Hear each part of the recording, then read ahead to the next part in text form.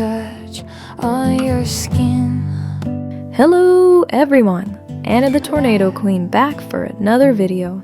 I want to change it up a little and launch a new series, Tornadoes IRL. In these videos, I want to explore real-life tornadoes. I hope you enjoy. You never know which way to flow. Just lean in and let it go.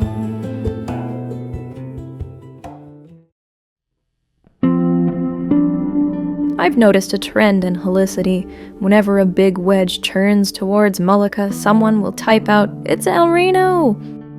It makes me cringe every time. Not because I don't find El Reno fascinating, but the obsession and laser focus on one storm neglects the span of tornado history that is so much richer and more fascinating. So let's broaden our horizons and learn about a few other incredible tornado events together. Number 5. The Pilger Twins, 2014.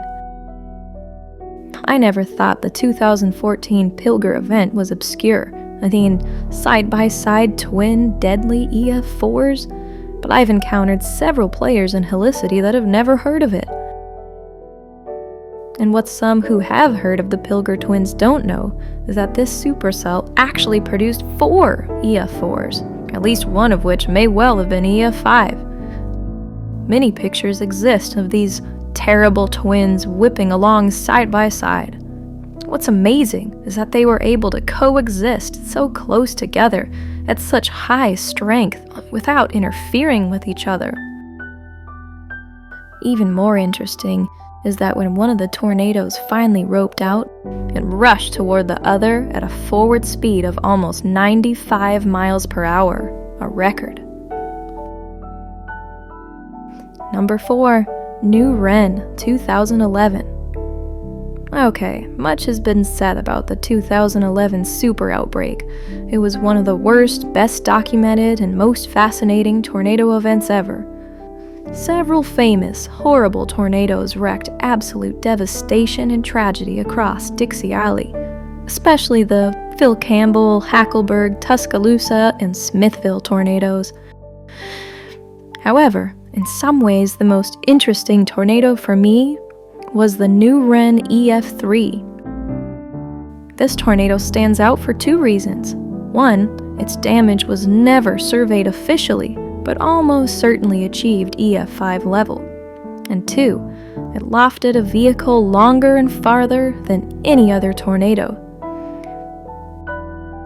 The new Wren tornado was the predecessor to the Smithville tornado, which many argue may have been the strongest in recorded history. This tornado came from the same supercell and was feeding off the same environmental parameters.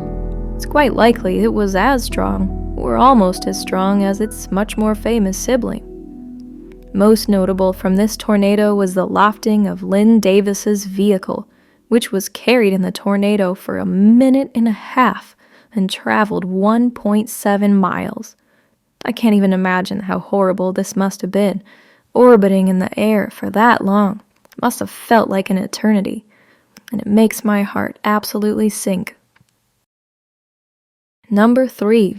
Hallam, 2004. Before the 2013 El Reno tornado was determined to be the widest ever, that dubious honor was held by the 2004 Hallam tornado. It was measured to be 2.5 miles wide, just barely less than El Reno. This absolute monster was on the ground for 100 minutes and traveled 54 miles. And it still holds the record for being the largest condensation funnel, as much of El Reno's wind field was invisible and uncondensed.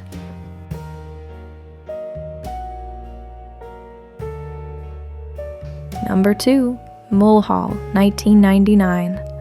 Much like the 2011 New Wren tornado, I find this one interesting because it's overshadowed by its sibling, and shouldn't be. In this case, it formed 6 hours after the Bridge Creek Moore tornado, which is widely cited as the strongest in history.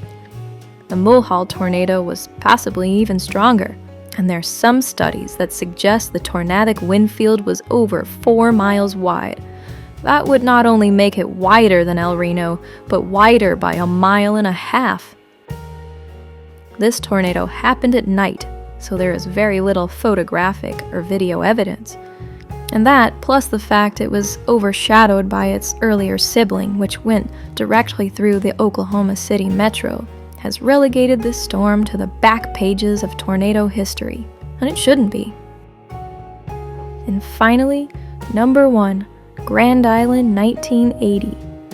This wild, completely bizarre tornado event will always hold a special place in my heart, and that's because a young adult fictional novel based on it, The Night of the Twisters, is what first got me into tornadoes. On June 3, 1980, a tornado family surrounded Grand Island, Nebraska. 7 wild tornadoes, demonstrating completely bizarre, deviant, swirling motion, hit the city from seemingly every direction. Of the 7 tornadoes, 3 were rated F3, and 1 was rated F4. 5 people were killed and hundreds were injured. I could go on and on about how strange this tornado event was, but the purpose of this video is just to pique your interest, hoping you will want to dive a little deeper on your own. Waiting for my train to come, waiting for my train to roll on by.